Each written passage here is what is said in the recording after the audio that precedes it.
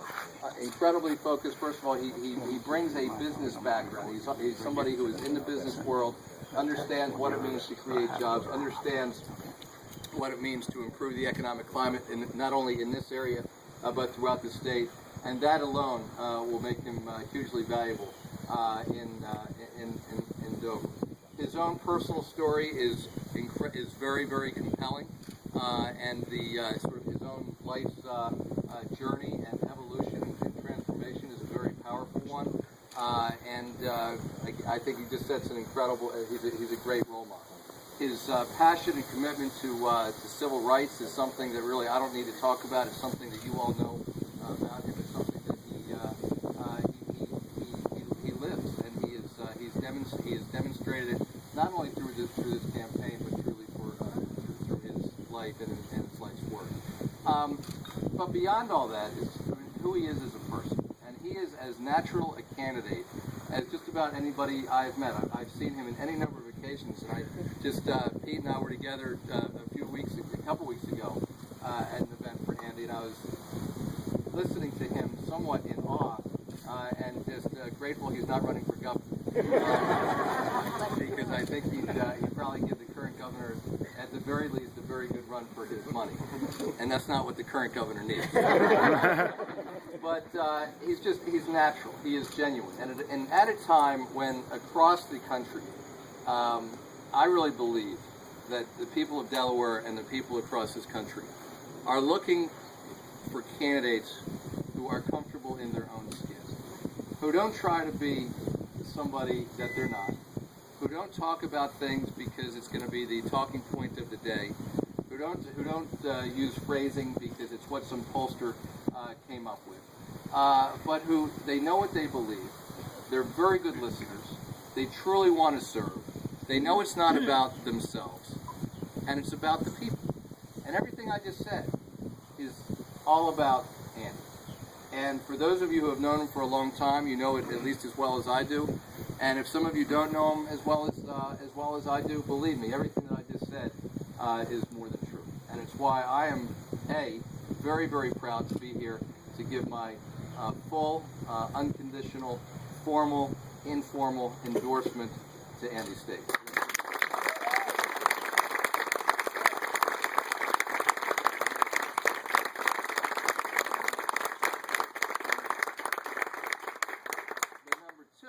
And this is also very important, I am here to try to seal the deal and to sort of do the close for him that hopefully he will do on his own, but if he doesn't, I'm going to do it for him.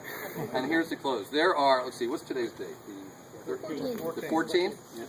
So that means there are 17, 47, 78, like 83? Something?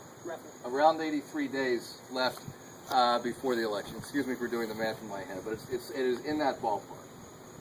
His victory, while it absolutely should happen, is not assured. And if he is and if it's only up to him, it's unlikely to happen because he needs help. He needs a lot of help. And what he really needs is I saw a bunch of signs coming into this neighborhood. He needs people to put yard signs in your yards. If you do not have any kind of deed restriction, even if you don't like putting yard signs in your yard, I'm asking you to please put a yard sign in your yard. If you do have a deed restriction, I'm asking you to find somebody who doesn't have a deed restriction and who lives in the district to put a yard sign in their yard. Even if you have a yard sign in your yard already, I'm asking you to find like 4 other people to put signs in their yards. So that's number one.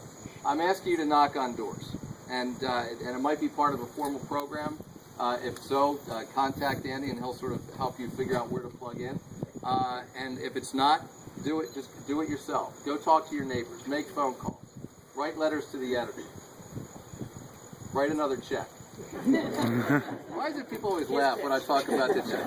Yeah, it has to become your pitch too. I know it's difficult. I know people never like doing it. But I mean, my sense is this is going to be a very competitive race after the primary on both sides. This is going to be a competitive race, and people from throughout the state are paying a lot of attention to this one. And so he needs to be in a position where he can run the strongest possible race.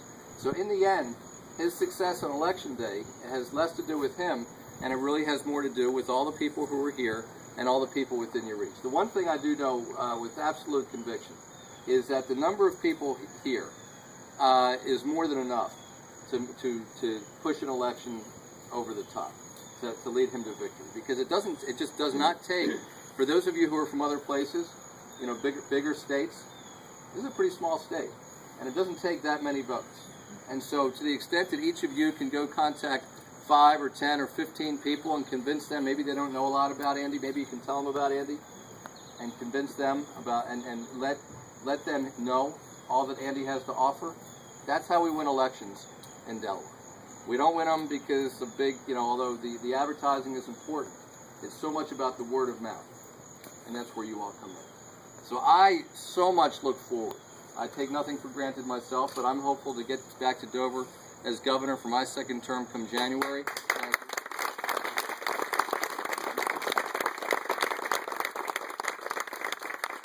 didn't actually mean that as an applause line.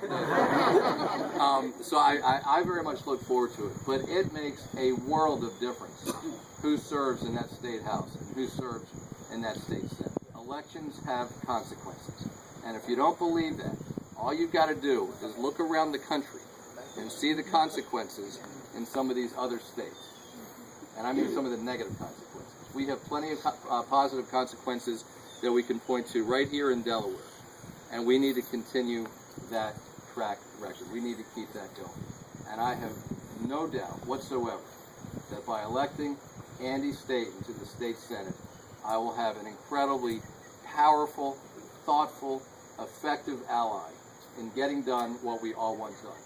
More jobs, better schools, taking care of the most vulnerable in our state, the continuous march on civil rights, and being a good steward of your taxpayers' money. That's really what it's all about.